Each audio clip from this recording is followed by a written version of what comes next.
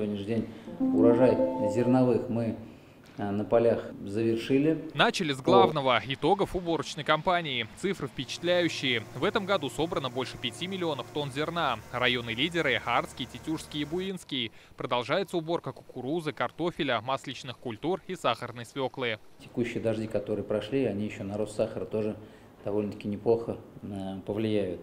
Ну, в целом мы ожидаем около 250 тысяч тонн сахара произвести. Это потребность нашей республики, это около 100 тысяч тонн, но практически 2,5 раза больше мы производим от своей потребности. На вопрос, как удается получить такой высокий урожай, министр отвечает: ответственный уход за землей. И мелочей здесь быть не может, начиная от качества семян и состояния сельхозтехники до количества удобрений и анализа почвы. Требуем каждые 5 лет делать анализ почвы на все микроэлементы, на все, что там у нас в почве есть. Кто не делает такие показатели, мы со следующего года, наверное, даже вообще прекратим по растениеводству поддерживать таких хозяйств, у кого нет полностью паспорта по анализу почвы. Потому что надо поддерживать тех, кто максимально со знаниями, с грамотностью, со всем анализом относится к земле. Вопросы журналистов касались самых разных тем. Например, как частичная мобилизация отразилась на АПК. По словам министра, в республике бронь могут получить 10 тысяч работников. Это 38% от общего числа. На сегодняшний день, кто уходит, стараются находить на замену людей.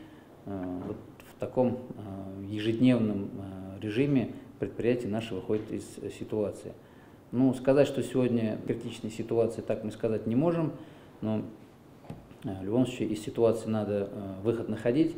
Вот в таком формате, то, что срочный поиск людей, такая работа у нас проводится. Сегодня в республике почти 500 000 личных подсобных хозяйств, 4000 фермерских и 300 кооперативов. Сохранены все программы по поддержке сельхозпредпринимателей. В этом году на это выделено больше 13 миллиардов рублей. Большая часть из республиканского бюджета.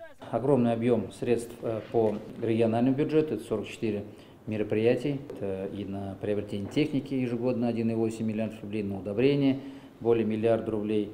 На молочное направление тоже более миллиарда рублей. Появится и новая программа по поддержке развития коневодства. Сегодня в республике насчитывается больше 30 тысяч голов. В сентябре Марат Зябаров возглавил Федерацию коневодства и конного спорта.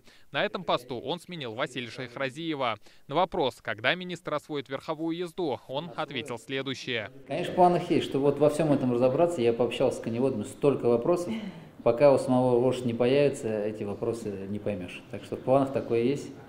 Сегодня на встрече министр отметил журналистов благодарственными письмами. В их числе и корреспонденты нашей телекомпании. Рамиль Галиуллин, Вадим Илларионов, ТНВ, Казань. Закажи рекламу на ТНВ. Телефон в Казани 5 705 100.